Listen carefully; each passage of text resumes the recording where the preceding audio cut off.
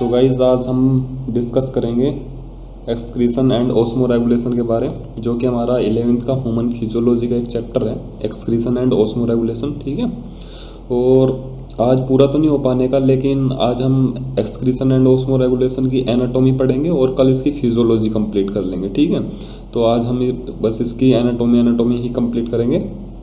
तो एक काम करना है यार, अगर तुमको अच्छे से समझना है इस टॉपिक को, अपनी पेन और पेपर लेके बैठ जाओ। ठीक है, जो मैं यहाँ पे लिखता रहता हूँ उसको लिखना शुरू कर देना, क्योंकि यार तुम्हारी जो मेमोरी है ना, वो खुद जब तुम खुद से नोट्स नहीं बनाओगे ना, तब तक नहीं बन पाने की। बायो की मेमोरी ऐसे नहीं बन पाती, बहुत ईजिली मेमोरी नहीं बनती बायो की।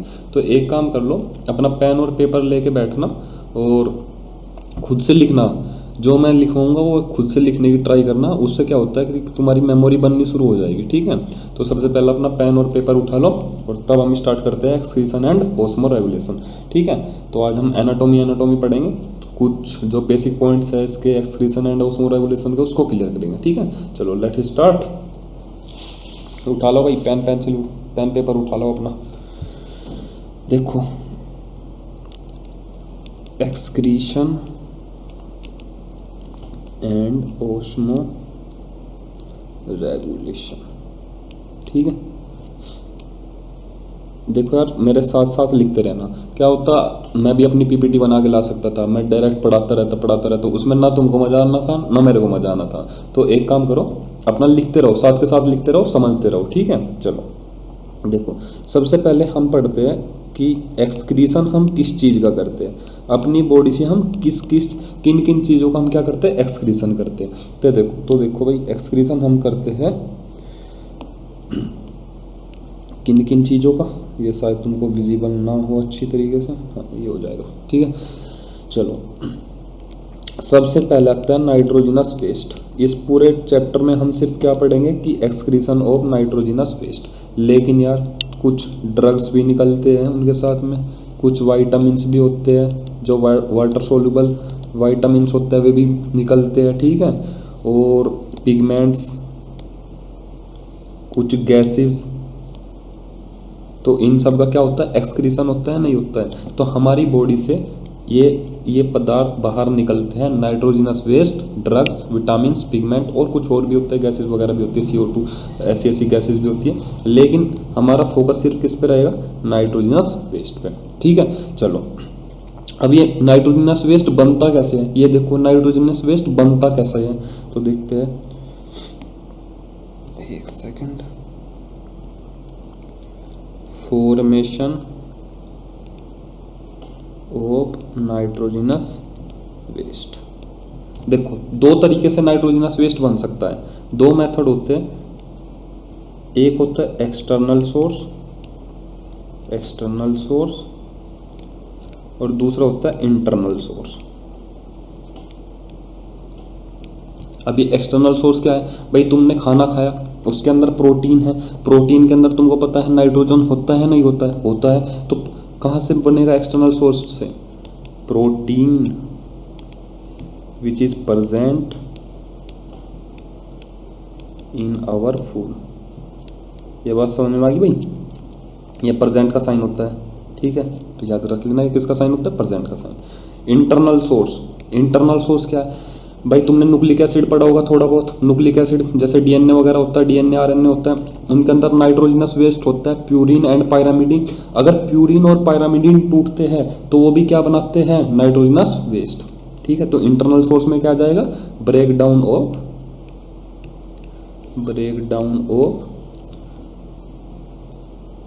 Nitrogenous bases. और नाइट्रोजिनस बेसिस कौन से होते हैं हमारे, प्यूरिन और पायरामिडीन। प्यूरिन शायद तुमको यहाँ विजिबल ना हो, इसलिए इधर लिख देता हूँ, प्यूरिन्स एंड पायरामिडीन। ठीक है, चलो यहाँ तक तो सब कुछ क्लियर होगा ना। चलो अब देखते हैं types of nitrogenous waste. Nitrogenous waste कौन कौन से टाइप के होते हैं, देखो 3 टाइप के होते हैं। यहाँ पे पढ़ते हैं हम टाइप्स ऑफ नाइट्रोजिनस वेस्ट। एक होता है अमोनिया, दूसरा होता है हमारा यूरिया, और तीसरा होता है हमारा यूरिक एसिड। होते तो और भी है, लेकिन हमारे कोर्स के अंदर सिर्फ यही है, तो हम मेनली फोकस इन पे रखेंगे, ammonia, urea and uric acid. इधर की ओर इधर की ओर क्या होता है, डिक्रीजिंग ऑर्डर ऑफ टॉक्सिसिटी। यार थोड़ी तबीयत खराब है,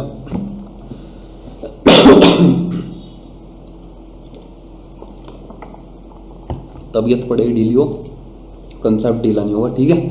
चलो, तो सबसे ज़्यादा टॉक्सिक कौन होगा, सबसे ज़्यादा टॉक्सिक ये होगा।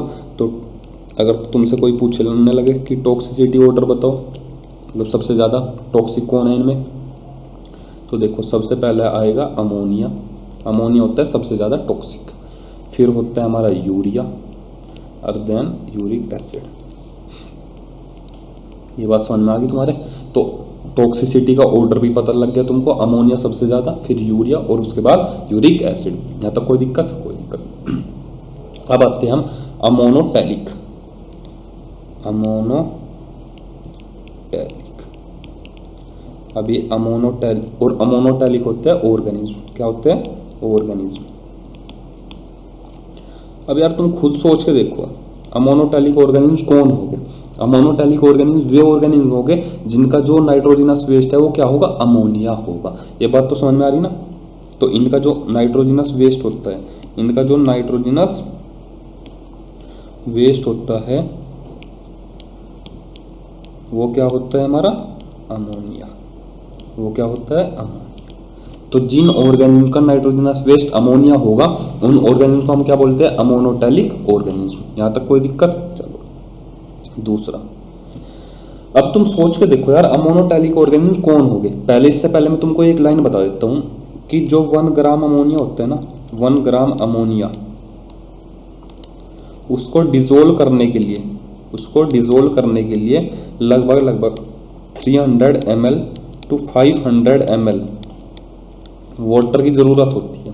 मतलब 300 से 500 ml वाटर की ज़रूरत होती है। यार तुम एक बात देखो, लगभग आधे लीटर पानी की ज़रूरत हो रही।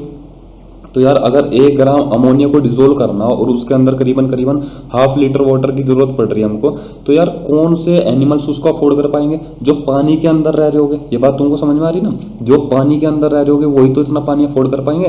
तो जितने जो लिविंग ऑर्गेनिज्म पानी के अंदर रहते हैं, वो उनका जो नाइट्रोजनस वेस्ट होता है वो क्या होता है, अमोनिया।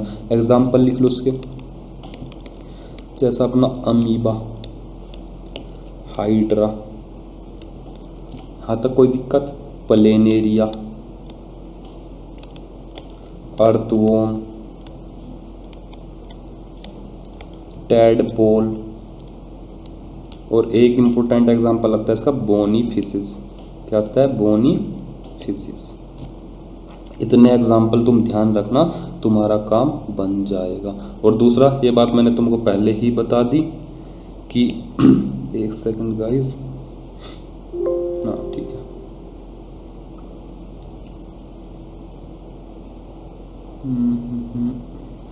हाँ वो बात मैंने तुमको पहले बता दी कि अमोनिया सबसे ज़्यादा टॉक्सिक होता है, ठीक है। तो अमोनिया की टॉक्सिसिटी सबसे ज़्यादा होती है, और 1 ग्राम अमोनिया को डिजोल्व करने के लिए कितने पानी की ज़रूरत पड़ती है, 300 टू 500 ml वाटर की ज़रूरत पड़ती है। और इतने पानी को अफोर्ड सिर्फ कौन कर पाता है, जो पानी के अंदर रहते हैं, जो ऑर्गेनिज्म पानी के अंदर रहते हैं वो ही अफोर्ड कर पाएंगे। तो हमारा अमोनोटैलिक ऑर्गेनिज्म क्या हो गया, डन हो गया। चलो अब नेक्स्ट चलते हैं, अब लेते हैं यूरियोटैलिक ऑर्गेनिज्म। क्या लेते हैं, यूरियोटैलिक ऑर्गेनिज्म। यार तुम है ना साथ के साथ लिखते रहना इसको। अगर तुम साथ के साथ लिखते रहोगे ना, गारंटी है यार मेमोरी बननी शुरू हो जाएगी। 1-2 बार लिख के देख लो, 10 बार रटने से अच्छा है कि 2 बार लिख के देख लो, तुम्हारी मेमोरी बन जाती है। देखो यार तुम ही बताओ, यूरियोटैलिक ऑर्गेनिज्म कौन हो गए, जिन एनिमल का नाइट्रोजनस वेस्ट क्या हो, यूरिया हो, उन्हीं को तो हम यूरियोटैलिक ऑर्गेनिज्म बोलेंगे। तो जिनका नाइट्रोजनस प्रोडक्ट क्या होता है, N2 वेस्ट क्या होता है जिन एनिमल्स का, यूरिया। यहाँ तक कोई दिक्कत। यूरिया कम टॉक्सिक होता है किससे, अमोनिया से। लेकिन ये देखो जितने भी ऑर्गेनिज्म हैं उनका जो उनके अंदर सबसे पहले बनता है अमोनिया, लेकिन उनकी बॉडी फिर उसको कन्वर्ट कर लेती है। किसी की बॉडी अमोनिया को यूरिया में कन्वर्ट कर देती है और किसी की बॉडी अमोनिया को यूरिक एसिड में कन्वर्ट कर देती है, क्योंकि वो लीस्ट टॉक्सिक फॉर्म बनाना चाह रही है अमोनिया का। ठीक है, तो देखो दूसरा केस क्या है, 1 ग्राम यूरिया को डिजोल्व करने के लिए अराउंड 50 ml वाटर की जरूरत पड़ती है। कितनी की, 50 ml की। वहाँ तो लगभग 500 ml की जरूरत पड़ रही थी, यहाँ कम से कम 50 ml पे तो आई बात। तो 50 ml तो यार हम भी अफोर्ड कर सकते हैं। ठीक है, तो इसलिए हमारा जो नाइट्रोजनस वेस्ट है वो भी क्या होता है, यूरिया होता है। ठीक है, तो दूसरा ये क्या होता है, लीस्ट टॉक्सिक, मतलब लीस्ट तो नहीं होता, लेस टॉक्सिक फ्रॉम अमोनिया। अब ये अमोनिया से बनता कैसे है, अमोनिया से यूरिया बनता कैसा है, एक साइकिल होती है ऑर्निथीन साइकिल, ऑर्निथीन साइकिल।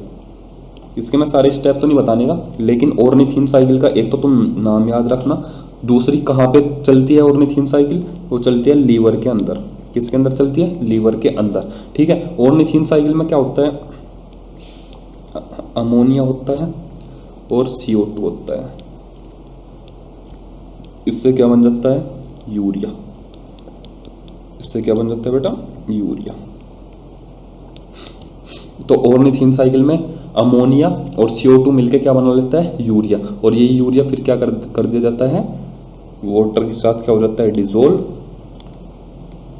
और फिर इसको क्या कर देते हैं, एक्सक्रीट आउट। यहाँ तक किसी को कोई दिक्कत होनी नहीं चाहिए। अब देखो, अब इसके एग्जाम्पल लिखने की कोशिश करो। अगर मैं इसके एग्जाम्पल लिखने की कोशिश करूँ, देखो हमारे अंदर भी, क्योंकि इतना 50 ml पानी तो यार हम भी अफोर्ड कर सकते हैं। ठीक है, तो हमारे अंदर भी एक तो सबसे पहला आ गया ह्यूमंस, दूसरा एक्वेटिक मैमल्स, एक्वेटिक मैमल्स जैसे वेल्स एंड सील्स, जैसे वेल्स, यहाँ तक तो कोई दिक्कत नहीं। वहाँ पे बोनी फिशेस थी तो यहाँ पे लिख दो कार्टिलेजिनस फिशेस, कार्टिलेजिनस फिशेस। ये एग्जाम्पल याद रखना, तुम्हारा काम बन जाएगा। ठीक है, अब चलते हैं नेक्स्ट पे, जो कि है हमारा कौन सा, यूरिकोटैलिक ऑर्गेनिज्म, यूरिकोटैलिक ऑर्गेनिज्म। अब ये यूरिकोटैलिक ऑर्गेनिज्म कौन से होते हैं, सोच के देखो यार अपने आप ही, जिनका नाइट्रोजनस वेस्ट क्या होता होगा, यूरिक एसिड। जिन एनिमल का नाइट्रोजनस वेस्ट क्या होता है, यूरिक एसिड होता है, उनको हम क्या बोलते हैं, यूरिकोटैलिक ऑर्गेनिज्म। तो जो इनका N2 वेस्ट होता है वो क्या होता है, यूरिक एसिड। तो जिन एनिमल का नाइट्रोजनस वेस्ट क्या होगा, यूरिक एसिड होगा, उनको हम क्या बोलेंगे, यूरिकोटैलिक ऑर्गेनिज्म। यहाँ तक कोई दिक्कत। दूसरा 1 gram of uric acid, 1 gram of uric acid को डिजोल्व करने के लिए कितनी पानी की जरूरत पड़ती है, 10 ml ऑफ वाटर। कितने की जरूरत पड़ती है, 10 ml ऑफ वाटर। मतलब यार 10 ml पानी में ही 1 ग्राम यूरिक एसिड डिजोल्व हो जाता है। ठीक है, अब तुम यार देख लो 10 ग्राम पानी में एक, मतलब वहाँ पे देखो अमोनिया के केस में देखो 1 ग्राम अमोनिया कितने पानी में डिजोल्व हो रहा था, 500 ml में, करीबन 500 ml में। दूसरे केस में, यूरिया वाले केस में 1 ग्राम यूरिया कितने में डिजोल्व हो रहा था, 50 ml में। यहाँ पे देखो यार पानी को कंजर्व कर दिया, बिल्कुल नहीं कर दिया। 1 ग्राम यूरिक एसिड कितने में डिसोल्व हुआ, 10 ml ऑफ वाटर में। तो यार पानी की एफिशिएंसी बहुत, मतलब पानी बचा लिया हमने बहुत ज़्यादा। तो ऐसा जो यूरिकोटैलिक ऑर्गेनिज्म है वो कहाँ पे पाए जाते हो, जैसे कि रेगिस्तान वगैरह में, क्योंकि वहाँ पे तो पानी की पहले ही बहुत कमी है। ठीक है, चलो अब देखो दूसरा, ये होता है लीस्ट टॉक्सिक। क्या होता है, लीस्ट टॉक्सिक। सबसे ज़्यादा टॉक्सिक क्या था, ammonia, then urea and then uric acid, least toxic. पर इसके साथ दिक्कत क्या है ना, इसके साथ दिक्कत यह है, ये प्रोसेस होता है highly expensive. Highly expensive, expensive किस मैटर में भैया, इसको बनाने के लिए अमोनिया से यूरिक एसिड बनाने के लिए तुमको यार बहुत सारी बहुत सारी ATP रिक्वायर्ड होगी, तो बहुत सारी ATP खर्च करनी पड़ेगी तुमको जब अमोनिया से यूरिक एसिड बनेगा। तो भले ही ये एक्सपेंसिव हो, लेकिन पानी को क्या कर रहा है, कंजर्व कर रहा है। ठीक है, यहाँ तक किसी को कोई दिक्कत? अब देखो, अब इसके एग्जाम्पल ले लो यार। अब इसके एग्जाम्पल में क्या क्या होगा भाई, देखो यार यूरिक एसिड में बताता हूँ। तुमने कभी है ना बर्ड्स की ड्रॉपिंग देखी? बर्ड्स की ड्रॉपिंग, जो वाइट वाइट मैटर दिखता है तुमको उसमें, वो होता है यूरिक एसिड। ठीक है, बर्ड्स की ड्रॉपिंग देख लेना। ठीक है, तो इसके अंदर आते हैं, एक तो इंसेक्ट्स आते हैं, रेप्टाइल्स, बर्ड्स, सम क्रस्टेशियंस, ठीक है, एक्सेट्रा, और कुछ भी हो सकता है। ठीक है, तो यहाँ पे लिख देता हूँ drooping of birds, drooping of birds, उसको बोलते हैं हम गुआनो। क्या बोलते हैं बेटा? गुआनो। और ये जो ड्रूपिंग ऑफ बर्ड्स है, ये जिसको हम गुआनो बोलते हैं, उसको हम यूज करते हैं, used as formation of urea, urea बनाने के लिए यूज करते हैं इंडस्ट्रीज में इसको। ठीक है, उसकी ड्रूपिंग से हम क्या बना लेते हैं, यूरिया बना लेते हैं अपना। ठीक है, चलो, तो यहाँ तक तो कोई दिक्कत नहीं, एक बार देख लो, चेक कर लो, पीछे का भी देख लो।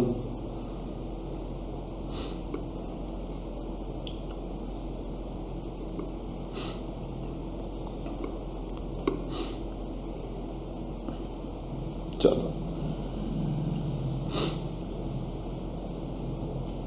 अब देखो यार, तुमने एक बीमारी सुनी होगी ह्यूमंस के अंदर, गाउट। गाउट होता है, गठिया बाई बोलते हैं जिसको। ठीक है, तुम कहोगे यार ह्यूमंस के अंदर तो यूरिया होता है वेस्ट प्रोडक्ट, तो जो गाउट होता है ना वो यूरिक एसिड की वजह से होता है। किसकी वजह से होता है? Uric acid. जो यूरिक एसिड जो होते हैं ना, उसके क्रिस्टल होते हैं, जो वाइट वाइट क्रिस्टल होते हैं ना, वो जॉइंट्स पे डिपॉजिट होना शुरू हो जाते हैं, जिसकी वजह से जॉइंट्स पे क्या हो जाती है, स्वेलिंग हो जाती है, और बहुत पेनफुल कंडीशन होती है वो। ठीक है, गठिया बाई बोलते हैं उसको हिंदी में, लेकिन इंग्लिश में बोलते हैं गाउट। ठीक है, तो वो देखो कैसे बनता है। देखो, due to metabolic disorder, due to metabolic disorder, हमारे अंदर जो प्यूरिन्स है, क्या है? प्यूरिन्स। प्यूरिन्स तो जानते होंगे, एडिनिन और गुआनिन को हम क्या बोलते हैं? प्यूरिन। एडिनिन और गुआनिन, इनको हम क्या बोलते हैं? प्यूरिन। जब मेटाबॉलिक डिसऑर्डर हो जाता है तो ये एडिनिन और गुआनिन किस में कन्वर्ट हो जाते हैं? ज़ैंथीन में। किस में कन्वर्ट हो जाते हैं? ज़ैंथीन में। और ज़ैंथीन किस में कन्वर्ट हो जाता है? यूरिक एसिड में। किस में कन्वर्ट हो जाता है? यूरिक एसिड में। और जो ये यूरिक एसिड के जो क्रिस्टल है, जो यूरिक एसिड के जो क्रिस्टल है, ये डिपॉजिट हो जाते हैं किस पे? जॉइंट्स पे। डिपॉजिट ऑन जॉइंट, जॉइंट्स पे क्या होना शुरू हो जाते हैं? डिपॉजिट होना शुरू हो जाते हैं, जिसकी वजह से एक बीमारी आ जाती है जिसका नाम बोलते हैं गाउट। ठीक है, तो ये थोड़ा साइड में है, मतलब बच्चों को इंटरेस्ट होता है कि थोड़ा पता लग जाए, तो ये ऐसे याद रख लेना। ठीक है, चलो, एक होता है डुअल एक्सक्रीशन। अब देखो ये डुअल एक्सक्रीशन क्या होता है। डुअल एक्सक्रीशन, डुअल एक्सक्रीशन में क्या होगा? देखो, जैसे कि अपना अर्थवॉर्म है, क्या है? अर्थवॉर्म। एक सेकंड, अर्थवॉर्म है,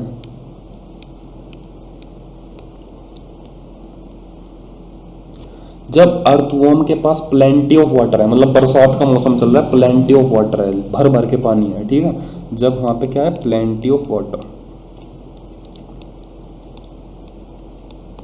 तो जब भर भर के पानी है, जब किसी के पास बहुत ज्यादा पानी हो तो अमोनिया निकालना शुरू कर देगा, तो उस टाइम पे ये बिहेव करेगा as a ammonotelic organism, as ammonotelic organism.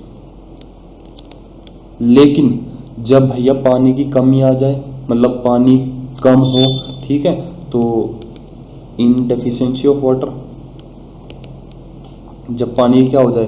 कमी हो जाए, तो अगर यार पानी की कमी है फिर तो अमोनिया निकाल नहीं पाएगा, क्योंकि 1 ग्राम अमोनिया को डिजोल्व करने के लिए अबाउट 500 ml की वाटर की जरूरत पड़ती है। लेकिन यार पहले ही पानी की कमी है, तो कहाँ से लाएगा इतना पानी?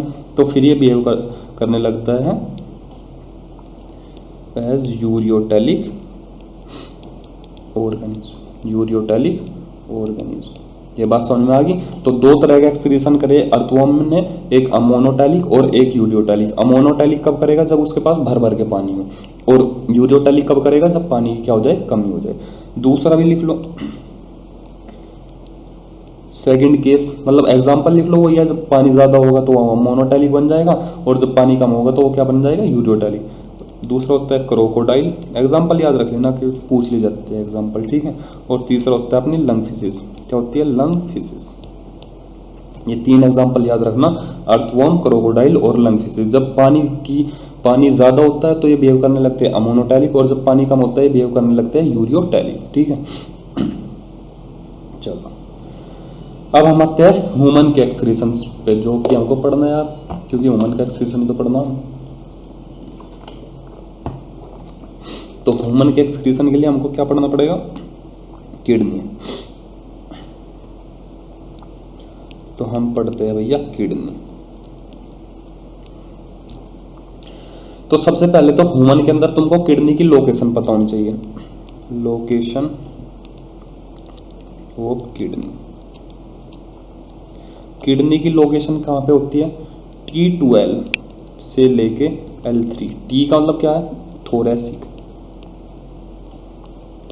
थोरेसिक वर्टिब्रे, मतलब 12 थोरेसिक वर्टिब्रे से शुरू होके कहाँ तक जाएगी? Third lumbar vertebrae. तो 12 थोरेसिक वर्टिब्रे से थर्ड लंबर वर्टिब्रे के बीच में हमारी क्या एग्जिस्ट करती है? किडनी एग्जिस्ट करती है। दूसरा, साइज ऑफ किडनी, ये तुमको पता होना चाहिए, साइज ऑफ किडनी। देखो साइज ऑफ किडनी क्या होता है? इसकी लेंथ, यार बहुत आसान है इसको याद करना। लेंथ लिख लो आप 10 सेंटीमीटर टू 12 सेंटीमीटर। इसकी विड्थ लिखो, इसका हाफ कर दो, लगभग हाफ कर दो, तो क्या हो जाएगा? 5 सेंटीमीटर टू 6 सेंटीमीटर। इसकी थिकनेस लिखो, थिकनेस के लिए इसका भी लगभग हाफ कर दो, तो क्या हो जाएगा? 3 सेंटीमीटर टू 4 सेंटीमीटर। बहुत आसान है यार याद करना। एक लेंथ याद कर लो, फिर उसका लगभग हाफ करते हुए चले जाओ, तुम्हारा काम बन जाएगा, ठीक है। चलो अब पढ़ते हैं आउटर स्ट्रक्चर ऑफ किडनी। क्या पढ़ते हैं? Outer structure of kidney. चलो आउटर स्ट्रक्चर ऑफ किडनी, पहले आउटर पढ़ते हैं फिर अंदर चलेंगे, फिर इंटरनल स्ट्रक्चर पढ़ेंगे। Outer structure of kidney.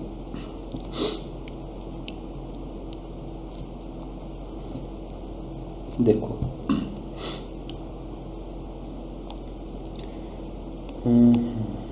हाँ चलो देखो, किडनी हमारी कुछ इस तरीके की होती है, बीन से बोलते हैं इसको, ठीक है। ठीक है, इसके बाहर देखो, एक सेकंड, अगर कुछ इसमें हो जाए तो देखते हैं। तीन लेयर होती है किडनी की, ठीक है। 1 मिनट में बना लूँ, तुम भी बना लो साथ के साथ ही, ठीक है, याद रह जाएगा फिर तुम्हारे भी।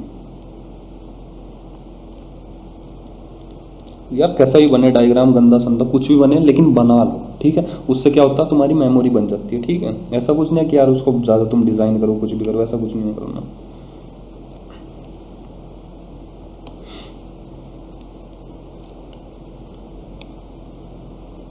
एक सेकेंड,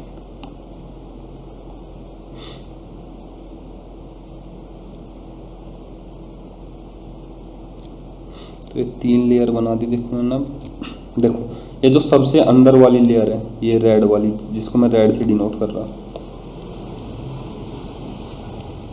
ठीक है। जो रेड वाली लेयर है, ये रेड वाली लेयर है, इसको बोलते हैं हम रीनल कैप्सूल। क्या बोलते हैं? या रीनल कैप्सूल भी नहीं, सिंपल कैप्सूल ही बोल दो। क्या बोलते हैं? कैप्सूल। ये जो बीच वाली, जो येलो वाली डिनोट हो रही है, इसको बोलते हैं हम रीनल फैट। क्या बोलते हैं? Renal fat, renal fat. और जो सबसे आउटर वाली लेयर है उसको बोलते हैं हम रीनल फेशिया। क्या बोलते हैं? Renal fascia. तो किडनी की 3 लेयर होती है। सबसे अंदर वाली कैप्सूल होता है, उसके बीच में फिर फैट की कवरिंग होती है, उसको हम रीनल फैट बोलते हैं, और उसके बाद फिर आता है रीनल फेशिया। ये तुमको दिख रहा है यहाँ पे, ये जो ऐसे बन रहा है, इसको बोलते हैं हम हाइलम। क्या बोलते हैं? हाइलम। हाइलम के थ्रू ही ब्लड वेसल्स एंटर और एग्जिट करती है। यूरेटर बाहर निकलता है और ब्लड वेसल मतलब आर्टरी अंदर जाएगी, और मतलब वेन, आर्टरी वेन यहाँ से ही अंदर बाहर जाती है। अब देखो कैसे होता है, उनका ऑर्डर पूछ लिया जाता है कि सबसे आगे आर्टरी होती है या वेन होता है या फिर यूरेटर कहाँ पे होता है, ऐसे पूछ लिया जाता है तुमको। तो क्या बनाना, देखो तुमको, देखो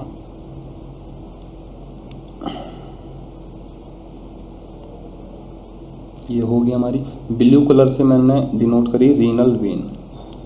रीनल वेन सबसे आगे होती है वेन, उसके पीछे होती है अपनी आर्टरी, ये होगी आर्टरी।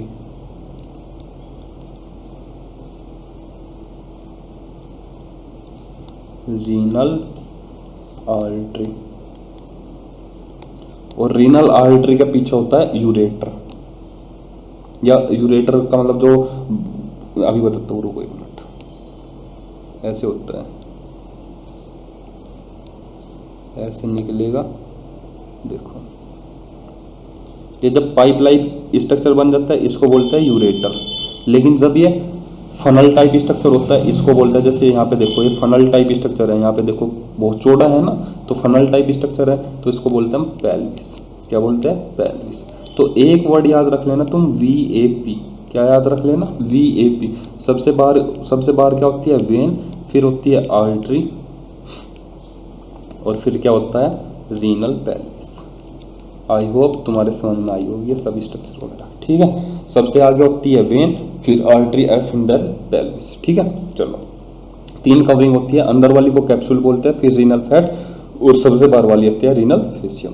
चलो अब हम पढ़ेंगे इंटरनल स्ट्रक्चर ऑफ किडनी, ठीक है। थोड़ा सा ध्यान देना यहाँ से, internal structure of kidney. Internal structure of kidney, देखो यार 1 मिनट देख लूँ तुम्हें विजिबल भी है या सब कुछ, या ऐसे ही चला जा रहा है यहाँ पे? नहीं, सब ठीक है।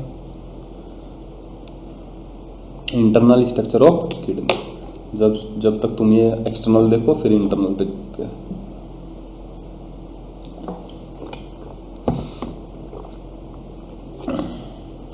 चलो देखो क्या होगा,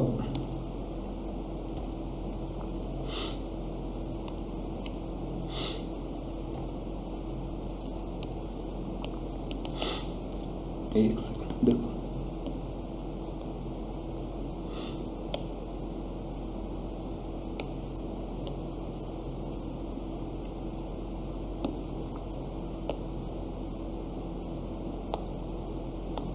एक सेकंड गाइस, 1 सेकंड।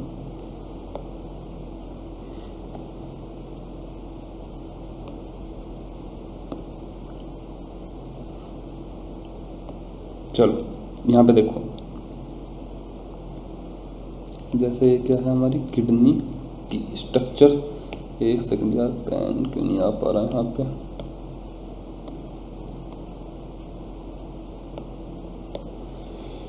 एक second guys, please give me 1 minute.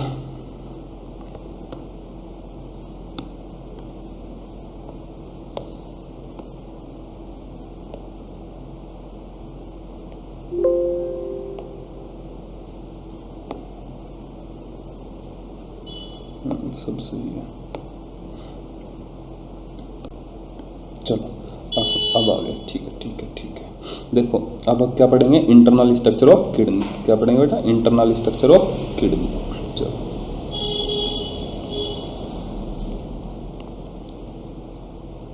Next slide पे कर लेते हैं इंटरनल स्ट्रक्चर ऑफ किडनी।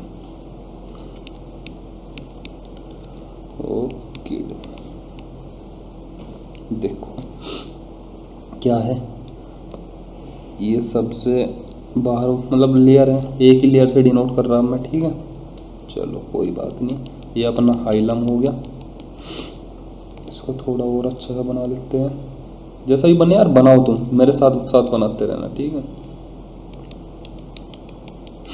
ठीक है, अब देखो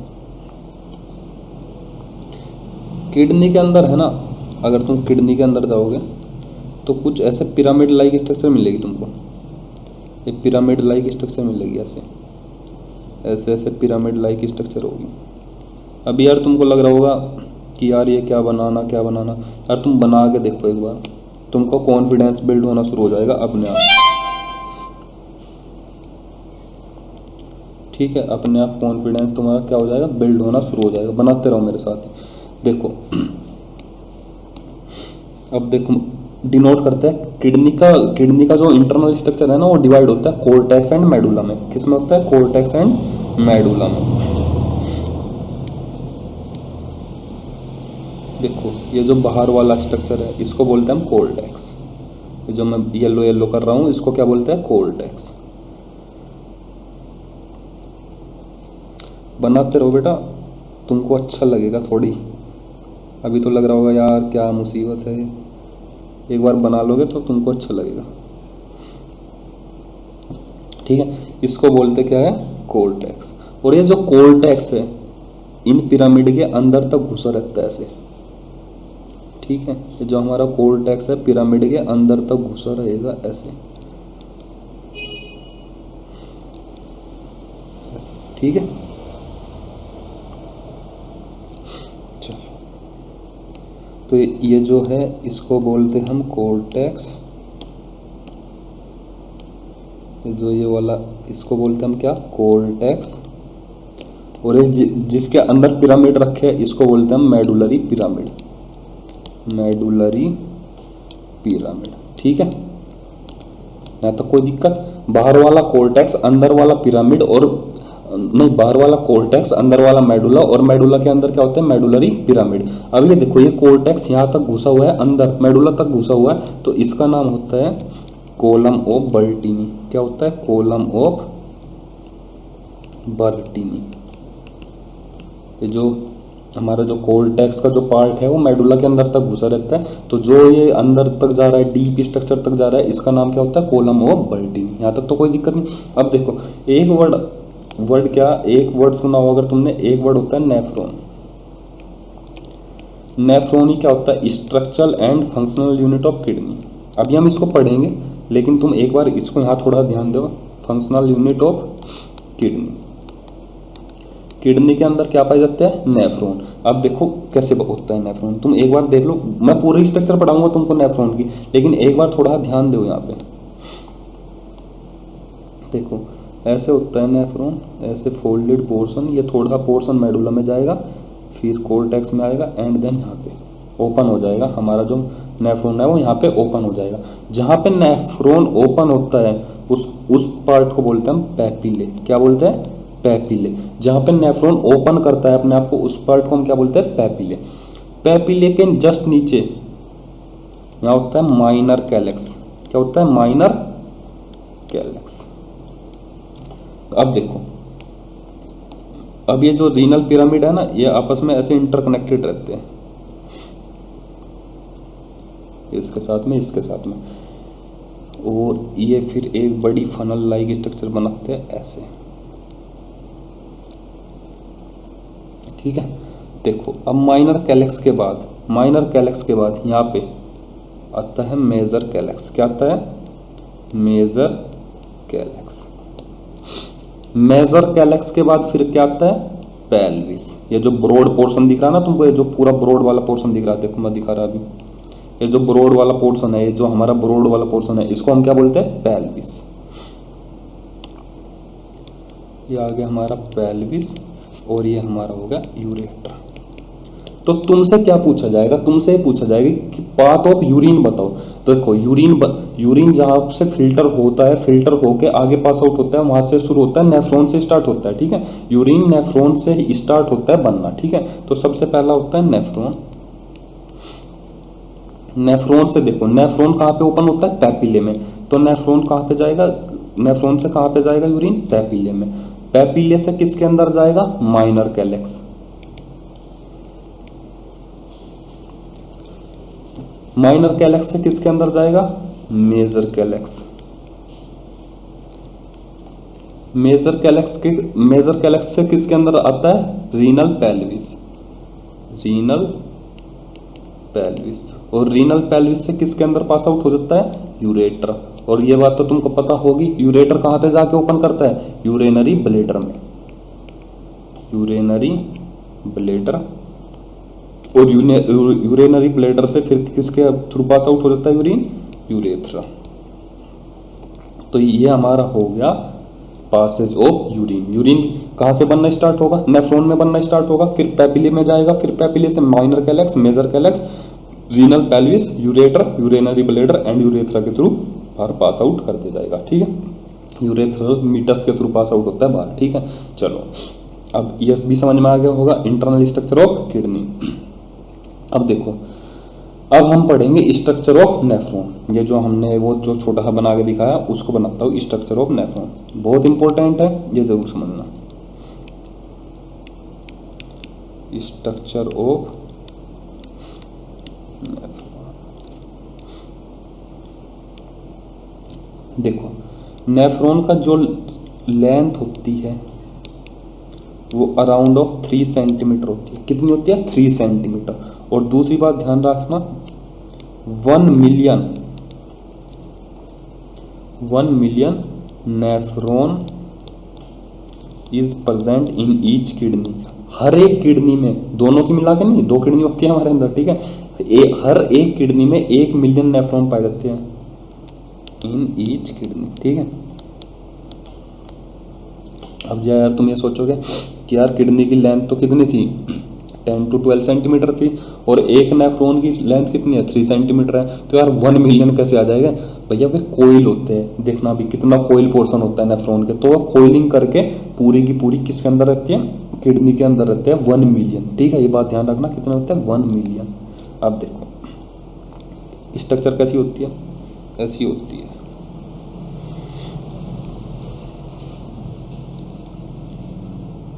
ऐसे कोइलिंग रहती है इसकी।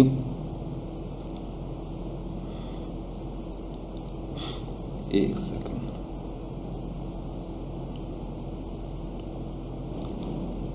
ऐसे कोइलिंग रहेगी, फिर ऐसे इनका नाम भी याद रखना पड़ेगा तुमको, अपने आप याद हो जाएगा, देखना।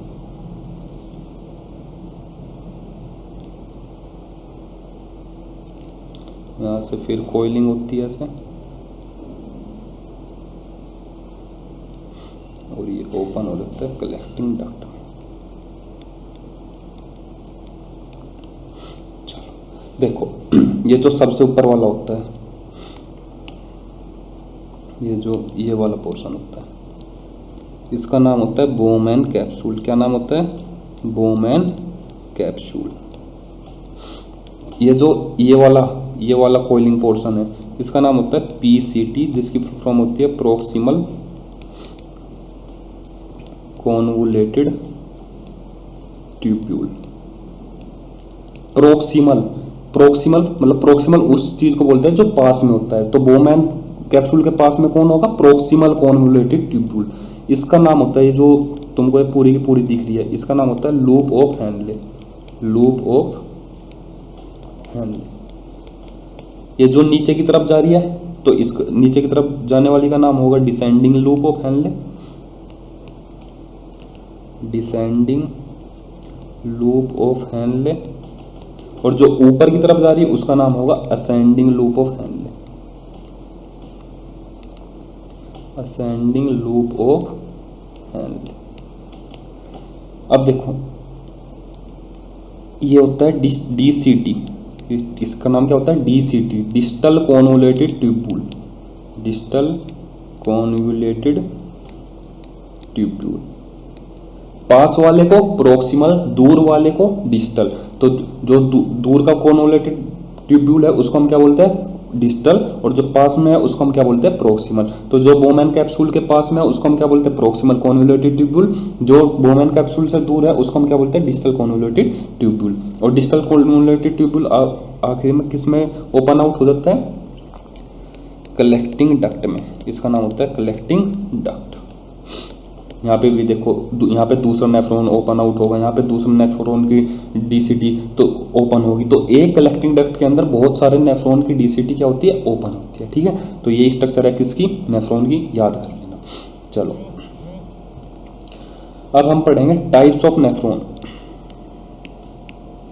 टाइप्स ऑफ नेफ्रॉन, देखो दो प्रकार के नेफ्रॉन पाए जाते हैं। ठीक है, देखो एक का नाम होता है कोर्टिकल नेफ्रॉन, कोर्टिकल नेफ्रॉन, और दूसरे का नाम होता है जक्स्टामेडुलरी नेफ्रॉन, जक्स्टामेडुलरी नेफ्रॉन। जब तक तुम पहले वाला रिवाइज करो, इसकी स्ट्रक्चर रिवाइज करो, मैं पानी पी लेता हूँ।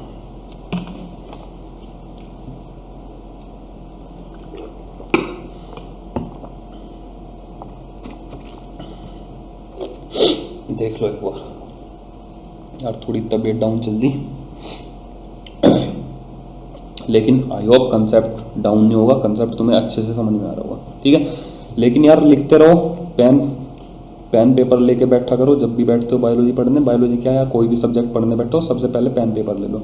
ठीक है, नोट से तुमको मिल भी मैं दे भी दूँ, लेकिन उससे कुछ नहीं होगा, तुम रट्टा लगाओगे। ठीक है, रट्टे में कुछ नहीं है यार, अपने हाथ से लिखना जिस दिन शुरू कर दोगे सब आसान लगने लगेगा। ठीक है, चलो देखो types of nephron, cortical nephron, juxtamedullary nephron. अभी देखो, अभी तुमको इसका डिफरेंस समझ में हो जाएगा विद इन 5 मिनट। अब 5 मिनट देखो तुम मेरे को। देखो किडनी दो पोर्शन में डिवाइड आउट थी, बाहर वाले को कोर्टेक्स, अंदर वाले को मेडुला। ठीक है, चलो अभी देखो दोनों तरफ हमने डिवाइड कर लिया।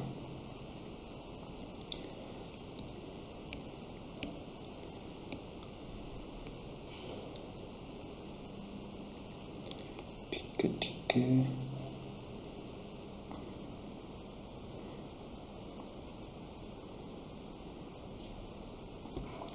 इधर भी कर लो ऐसे ही।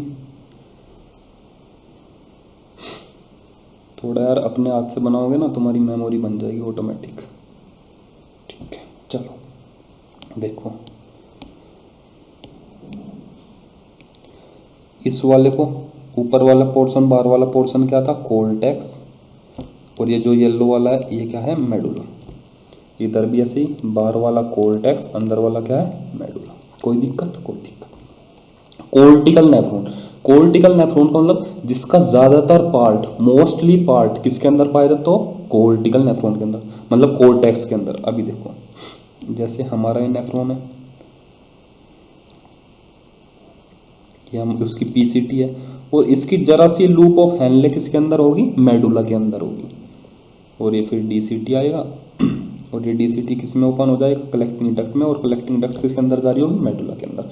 लेकिन जक्स्टामेडुलरी नेफ्रॉन के अंदर क्या होता है, देखो इसका बोमेन कैप्सूल भी कोर्टेक्स के अंदर होगा, डीसीटी भी कोर्टेक्स के अंदर होगी, लेकिन जो इसकी लूप ऑफ हेनले होगी सॉरी यार,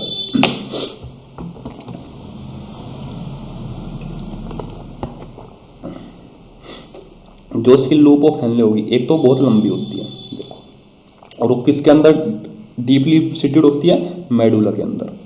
अब देखो ये डीसीटी आ गई, और ये फिर अपनी कलेक्टिंग डक्ट फिर से मेडुला के अंदर चली गई। तो कोर्टिकल नेफ्रॉन और जक्स्टामेडुलरी नेफ्रॉन में इतना अंतर है कि जो जक्स्टामेडुलरी नेफ्रॉन की जो लूप ऑफ हेनले होती है वो डीपली सिटेड होती है किसके अंदर, मेडुला के अंदर, और वो लंबी होती है किसके कंपेयर में, कोर्टिकल नेफ्रॉन के लूप ऑफ हेनले के कंपेयर में। इतना डिफरेंस है। ठीक है, दूसरा ध्यान रखो, दूसरी बात क्या ध्यान रखो, 80% ह्यूमन के अंदर, ह्यूमन की बात कर रहा हूँ मैं, 80% जो नेफ्रॉन होते हैं ह्यूमन के अंदर वे किस टाइप के होते हैं, कोर्टिकल नेफ्रॉन। तो ये कितने हो गए, ये हो गए 20% किसके अंदर पाए जाते हैं, ह्यूमंस के अंदर। एक बात ध्यान रखना, जस्टा मेडुलरी नेफ्रॉन सिर्फ ह्यूमंस और बर्ड्स के अंदर ही पाए जाते हैं। ये बात ध्यान रखना, जस्टा मेडुलरी नेफ्रॉन सिर्फ ह्यूमंस और बर्ड्स के अंदर ही पाए जाते हैं। Only present in humans and birds. Humans की जगह आप मैमल्स लिख सकते हो, मैमल्स अच्छा रहेगा क्योंकि दूसरे के अंदर ही पाए जाते हैं। ठीक है, किस किस के अंदर पाए जाते हैं? मैमल्स और बर्ड्स के अंदर ही पाए जाते हैं। ठीक है, ये बात ध्यान रहेगी। दूसरी, एक होता है देखो ये हो गया 80% नेफ्रॉन, किसके 80% नेफ्रॉन जो होते हैं कोर्टिकल नेफ्रॉन होते हैं किसके अंदर? ह्यूमंस के अंदर। और 20% कैसे हो गए? जस्टामेडुलरी हो गए। और दूसरा ये मैमल जो जस्टामेडुलरी नेफ्रॉन है वो किसके अंदर पाए जाते हैं? सिर्फ मैमल्स और बर्ड्स के अंदर ही पाए जाते हैं। एक होता है वासा रेक्टा, अभी पढ़ाऊंगा तुमको, वासा रेक्टा समझ में आ जाएगी, लेकिन अभी इसको लिख लो। कोर्टिकल नेफ्रॉन के अंदर वासा रेक्टा अब्सेंट होती है, वासा रेक्टा अब्सेंट होती है। और जस्टामेडुलरी नेफ्रॉन के अंदर वासा रेक्टा प्रेजेंट होती है, वासा रेक्टा प्रेजेंट। ठीक है, तो इतनी बात ध्यान रखना, कोर्टिकल नेफ्रॉन में वासा रेक्टा अब्सेंट होती है और जस्टामेडुलरी नेफ्रॉन में वासा रेक्टा प्रेजेंट होती है। ये वासा रेक्टा का कंसेप्ट अभी समझ में आ जाएगा तुमको। ठीक है, तो इतनी बात समझ में आ गई। जो नेफ्रॉन होते हैं वो दो प्रकार के होते हैं, cortical nephron, juxtamedullary nephron. Cortical nephron का कि जो लूप ऑफ हेनले होती है, एक तो बहुत छोटी होती है और बहुत छोटा सा पोर्शन ही उसका मेडुला के अंदर लाई करता है। लेकिन जस्टामेडुलरी नेफ्रॉन की जो लूप ऑफ हेनले होती है वो लंबी होती है और वो उसका major portion loop of Henle का किसके अंदर लाई करता है? मेडुला के अंदर लाई करता है। दूसरा, वासा रेक्टा अब्सेंट होती है किसके अंदर? कोर्टिकल नेफ्रॉन के अंदर। लेकिन जस्टामेडुलरी नेफ्रॉन के अंदर वासा रेक्टा क्या होती है? प्रेजेंट होती है। यहाँ तक तो कोई दिक्कत नहीं होगी। अब देखो, अब एक बार और स्ट्रक्चर समझ लो, स्ट्रक्चर ऑफ नेफ्रॉन। अब की बार इसमें हम कुछ और भी डालेंगे। ठीक है, देखो दो बार बना लोगे, अभी के अभी तुम्हारे याद हो जाएगी। देखो क्या था, शुरुआत में बोमैन कैप्सूल था, ऐसे बनाओ भाई, बनाओ बनाओ, तुम भी बनाओ साथ में।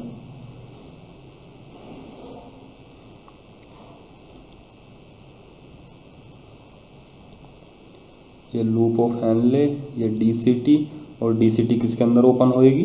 कलेक्टिंग डक्ट के।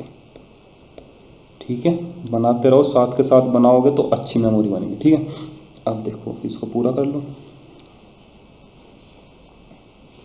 नेमिंग कर दो जल्दी जल्दी। कैसे भी बने यार, बनाओ बनाओ, कुछ भी बने लेकिन बनाओ। ऐसा कुछ नहीं होता कि हमको सुंदर डायग्राम ही बनाना होता है, लेकिन जैसी भी बन रही बनाओ तुम उसको। ठीक है, ये क्या था अपना?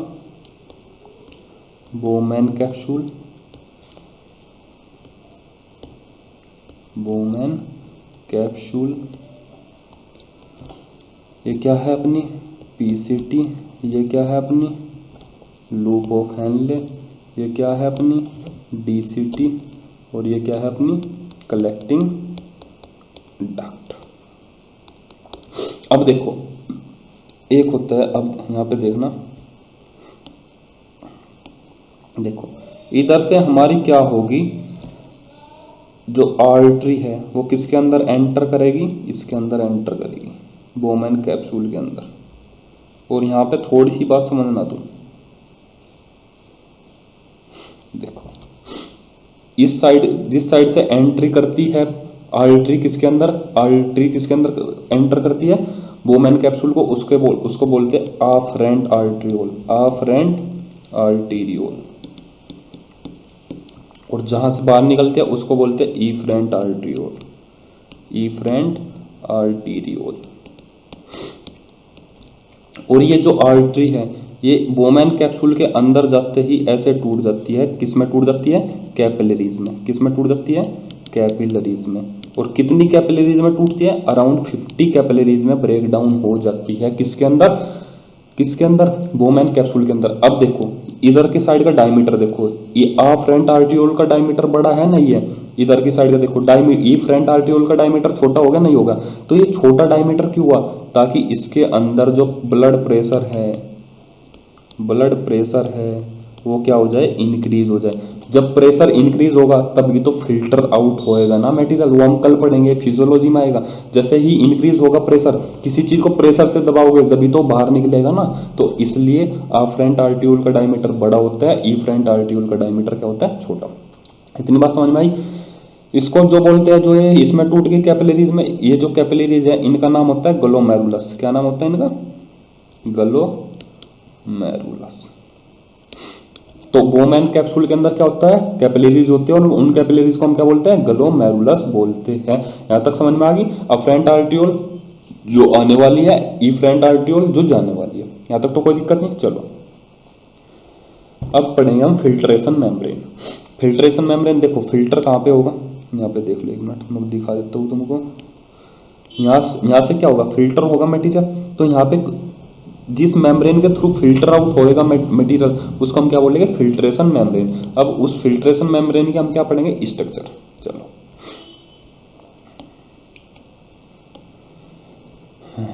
अब हम पढ़ेंगे बेटा structure of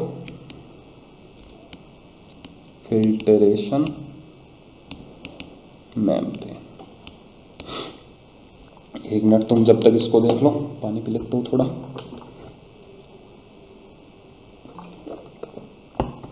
structure of filtration membrane. तो देखो यार, देखो यहां पे देखो, एक मिनट, तुम्हारे अपने आप समझ में आ जाएगा सब।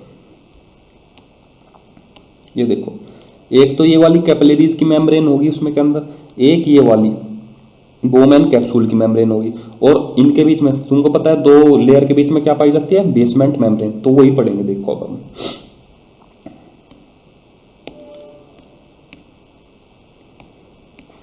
देखो, ये तो हमारी क्या होगी, कैपिलरीज। ये क्या है, इसको मान लो हम कैपिलरीज, कैपिलरी मान लो अपनी, ठीक है। कैपिलरी के अंदर कौन सा एपिथेलियम पाया जाता है, स्क्वैमस एपिथेलियम। क्या पाया जाता है, स्क्वैमस एपिथेलियम। तो स्क्वैमस एपिथेलियम कुछ ऐसा होगा, और जो कैपिलरी का जो स्क्वैमस एपिथेलियम है उसको हम बोलते हैं एंडोथेलियम, ठीक है। उसको हम क्या बोलते हैं, एंडोथेलियम। तो ये कौन है, ये है एंडोथेलियम।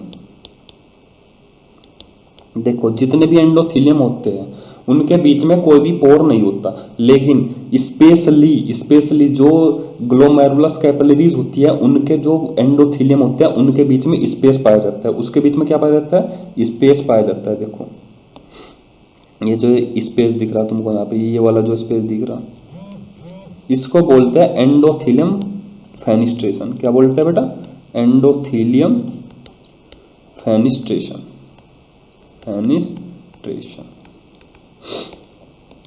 यहां तक कोई दिक्कत नहीं होनी चाहिए। अब देखो,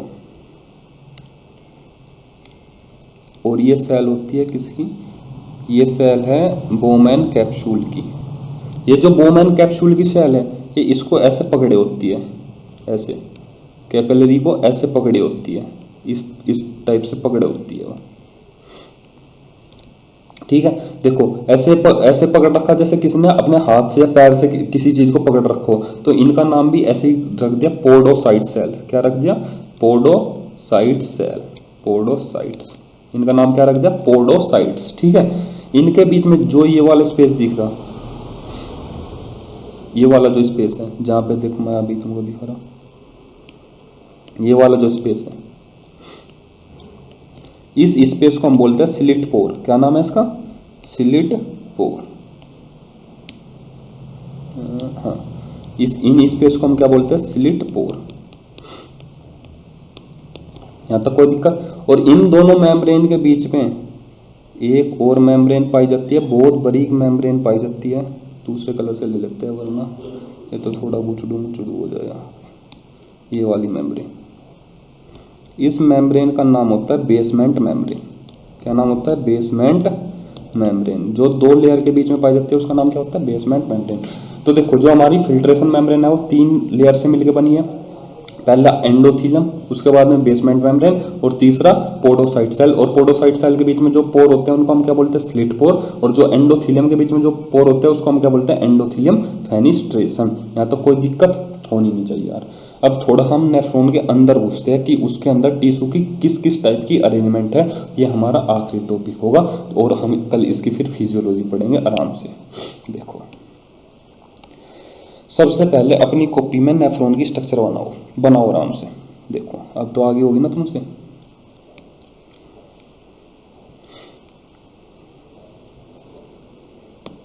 देखो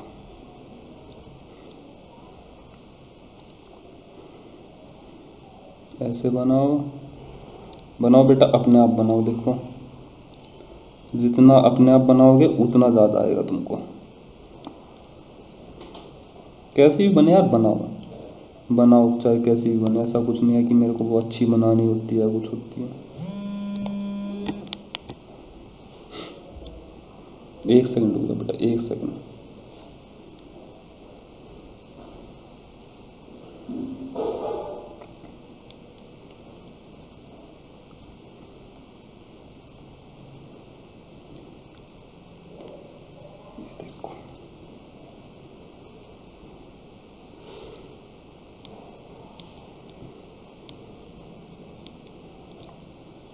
चलो ये हमारा क्या था, शॉर्ट फॉर्म में लिख दूँ बोमैन कैप्सूल। ये क्या था हमारा पीसीटी। ये हमारा क्या था लूप ऑफ हेनले। और ये हमारा क्या था डीसीटी। ये हमारा क्या था डीसीटी। और ये हमारा क्या था कलेक्टिंग डक्ट। ठीक है, यहाँ तो कोई दिक्कत। सबसे पहले पीसीटी के अंदर देखते हैं कौन सा टिश्यू की अरेंजमेंट होती है। ये तुमसे पूछा जाएगा, मैं बता रहा, ये क्वेश्चन तुमसे पूछा जाएगा कि पीसीटी के अंदर किस टाइप का टिश्यू मिलता है। देखो ऐसे मान लो ये पीसीटी का क्रॉस सेक्शन है। ठीक है, पीसीटी के अंदर जो होता है वो होता है क्यूबॉइडल एपिथेलियम। कैसा होता है क्यूबॉइडल, लेकिन वो सिंपल नहीं होता, उसके ऊपर ऐसे विलाई मिलती है। क्या मिलती है, विलाई। मतलब फिंगर लाइक स्ट्रक्चर को हम क्या बोलते हैं, विलाई। तो ये होता है क्यूबॉइडल एपिथेलियम, लेकिन विद माइक्रो विलाई। ठीक है, दूसरा जो एक क्यूबॉइडल एपिथेलियम होता है, इसके अंदर बहुत सारे माइटोकॉन्ड्रिया मिलते हैं। माइटोकॉन्ड्रिया। अब जहाँ पे माइटोकॉन्ड्रिया होगा, माइटोकॉन्ड्रिया का तुमको फंक्शन पता होगा, वो क्या प्रोड्यूस करता है, एनर्जी प्रोड्यूस करता है। तो अगर क्यूबॉइडल इन एपिथेलियम के, जो क्यूबॉइडल एपिथेलियम है ये पीसीटी वाला, इनके पास बहुत सारा माइटोकॉन्ड्रिया है, तो ये यहाँ पे क्या करवाएंगे, एक्टिव एब्जॉर्प्शन। क्या करवाएंगे, एक्टिव एब्जॉर्प्शन। तो इनका काम क्या होता है, एक्टिव एब्जॉर्प्शन का, एक्टिव एब्जॉर्प्शन। यहाँ तक कोई दिक्कत। अब जब हम चलते हैं लूप ऑफ हेनले के अंदर, देखो लूप ऑफ हेनले के हमारे पास 2 पोर्शन है, एक डिसेंडिंग लूप ऑफ हेनले, और दूसरा है हमारा असेंडिंग लूप ऑफ हेनले। जो डिसेंडिंग लूप ऑफ हेनले उसका क्रॉस सेक्शन उठा लो, उसके अंदर पाया जाता है सिंपल स्क्वेमस एपिथेलियम। क्या पाया जाता है बेटा, स्क्वेमस एपिथेलियम। तो कौन सा एपिथेलियम मिलता है तुमको, स्क्वेमस एपिथेलियम। यहाँ तो कोई दिक्कत। तो जो डिसेंडिंग लूप ऑफ हेनले है उसके अंदर कौन सा एपिथेलियम मिलता है, डिसेंडिंग, मतलब स्क्वेमस एपिथेलियम। और दूसरा, ये बात बहुत इंपॉर्टेंट है, जो डिसेंडिंग लूप ऑफ हेनले है वो परमिएबल होता है वाटर के थ्रू, परमिएबल फॉर वाटर। ये वाटर के लिए परमिएबल है, लेकिन इम्परमिएबल है आयंस के लिए, इम्परमिएबल फॉर आयंस। ये बात यार बिल्कुल ध्यान रखना। अब जो असेंडिंग लूप ऑफ हेनले है, असेंडिंग लूप ऑफ हेनले, उसके अंदर मिलेगा तुमको क्यूबॉइडल एपिथेलियम।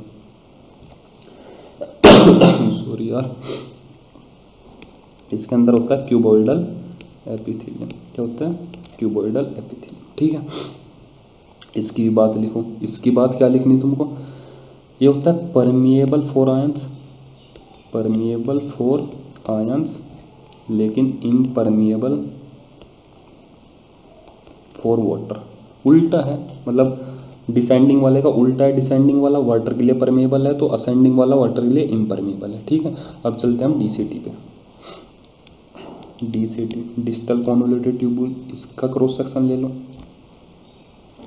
इसका क्रॉस सेक्शन में भी क्या मिलेगी तुमको, इसके क्रॉस सेक्शन में भी क्यूबॉइडल एपिथेलियम मिलेगा। क्या मिलेगा, क्यूबॉइडल एपिथेलियम। लेकिन एक चीज़ पूछी जाती है कि DCT और PCT के क्यूबॉइडल एपिथेलियम में क्या डिफरेंस है। तुमको देखो खुद देख लो कि जो PCT का क्यूबॉइडल एपिथेलियम है उसके अंदर क्या है, माइक्रोविलाई और बहुत सारे माइटोकॉन्ड्रिया। लेकिन DCT का जो क्यूबॉइडल एपिथेलियम है उसके अंदर कोई माइक्रोविलाई नहीं है और ना ही बहुत सारे माइटोकॉन्ड्रिया है। ठीक है, तो बेटा आई होप तुमको यहाँ तक की बात समझ में आई होगी। अगर कुछ समझ में नहीं आया तो तुम उसको डाल देना किसके अंदर, कमेंट के अंदर, मैं वहाँ से पढ़ लूँगा, फिर दोबारा कर लेंगे। ठीक है, तो थैंक यू सो मच।